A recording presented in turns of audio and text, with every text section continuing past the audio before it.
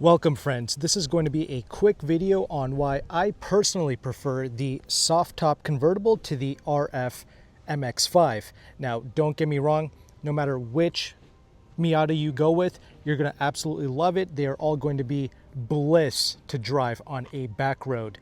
And here we are checking out the 2025 Grand Touring soft top, and I'm also going to go through some of the various differences that you can expect with the soft top versus the RF.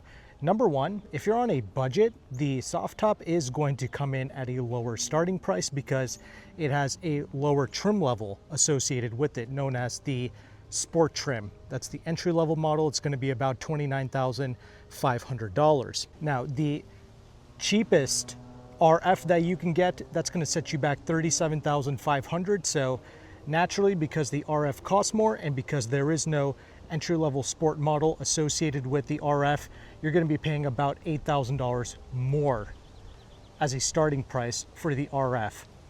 Okay, so that's going to be one difference right there. Now keep in mind that sport trim level, it is going to be rather barren because it's going to be coming with the 16-inch wheels on 195 wide tires.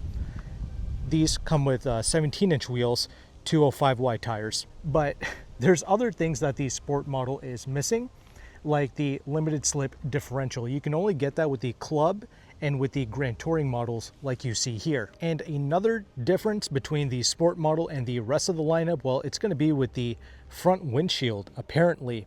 So it's going to come with normal glass according to Mazda, whereas these Grand Touring and these Club models, they're going to come with a noise cut front windshield. So this is already a rather loud cabin. That's going to be enhanced even further if you go with the entry-level sport models. It's great that the model exists for those who are on a budget, but keep in mind you are making a lot of sacrifices there. Okay, now let's get into some actual differences between the soft top and with the RF. Well, first of all, the way that you see this vehicle here, this is going to weigh 2,366 pounds. This is the manual version of the vehicle. You can get a 6-speed automatic as well. As you can see, we do have the manual. Now, if you go with the RF model, it's going to weigh 103 pounds more than what you see here. The automatic weighs 39 pounds more than the manual. Not a big difference. And honestly, between the soft top and the RF, you don't really notice that extra 103 pounds in terms of acceleration or anything. That's not remotely a problem. The true reason why I prefer the soft top is because of the weight distribution. The soft tops have a slightly worse weight distribution than the RF models. You get 53% in the front, 47% in the back. When you go with the RF, you get 51% front and 49% rear. So almost a 50-50 weight distribution when you go with the RF.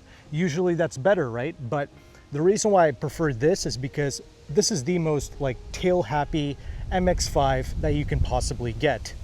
Because you have kind of worse weight distribution in the rear, it makes this a bit more fun to drive, a bit more lively and edgy, if you will. So that really contributes to the fun factor of this soft top Miata.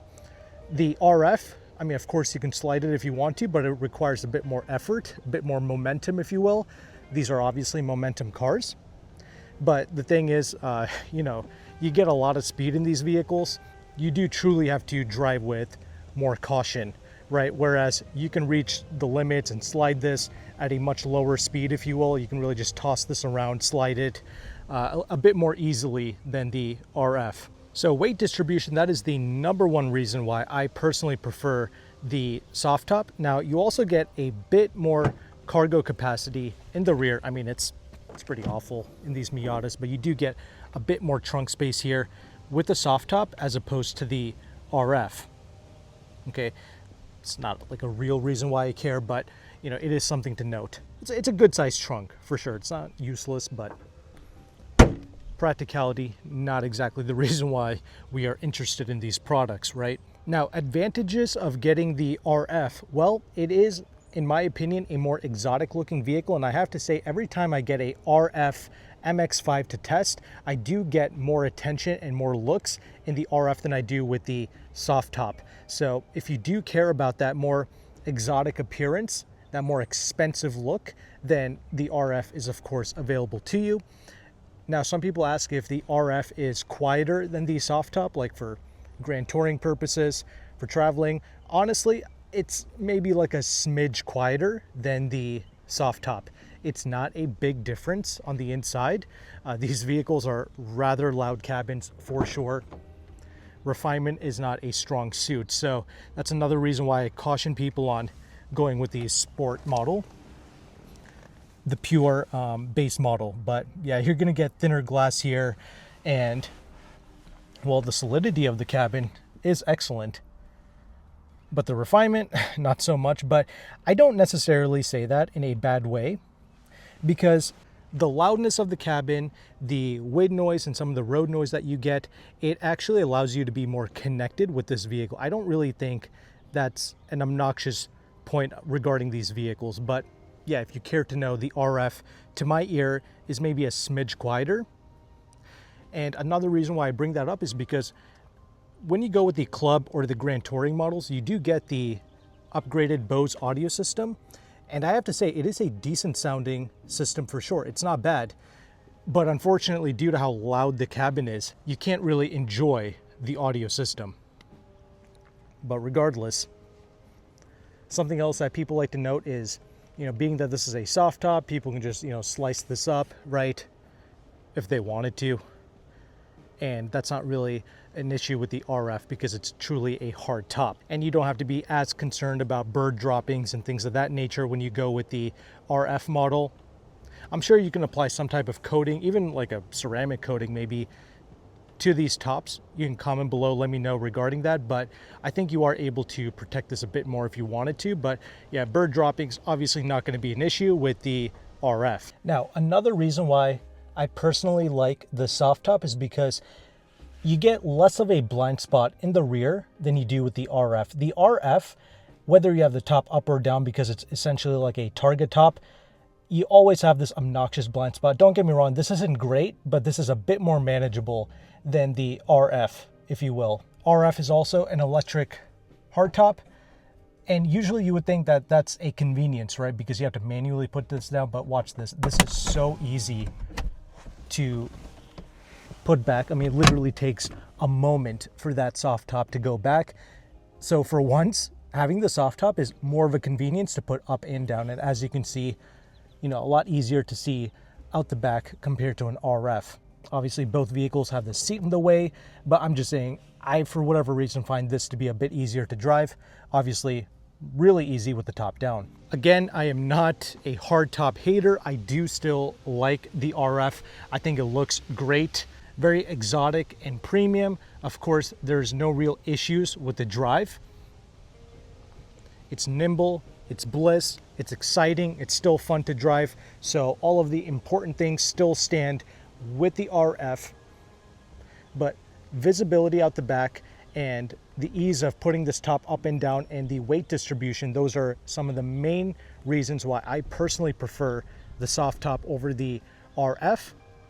And yes, these do cost less, of course, than the RF, even for the equivalent models. And sure, you get a bit more trunk space in the rear, but that's not really a big thing. I don't really care about that. But yeah, that's my overall take on the soft top versus the RF. There are, of course, other security benefits of going with the RF because it is truly like a hard top once it's up, right? There's like that extra solidity involved with it. But yeah, comment below. Let me know your thoughts regarding the soft top versus the RF. Let me know which one you chose and why. And also, if you recently bought one of these vehicles, let us know if you got a discount on it. And if so, let us know how much that discount was. And don't worry, if you're someone who does not know how to drive a manual transmission vehicle, the automatic is brilliant with these MX-5s. So not to worry if you never learned how to drive a manual transmission or if you suffered from some type of a injury, the automatic is brilliant with these cars. Or if you just don't want to, deal with the manual in traffic. But This is truly one of the best manuals. You know, even in traffic, this is really easy. So your everyday driving, plus your hardcore driving, right? Like your rev match downshifts, your heel toes, all of the inputs with this vehicle, it is so on point. Mazda really nailed this car for sure for driving pleasure. In fact, I find this to be more fun to drive than the GR86/BRZ. It just has more character, more soul, especially with the engine as well. Just sounds phenomenal. So if you excuse me, I'm gonna go ahead, get this vehicle out on some back roads and obliterate it. But if you found value with this content, make sure to like and subscribe. Thank you again for watching. Take care and goodbye.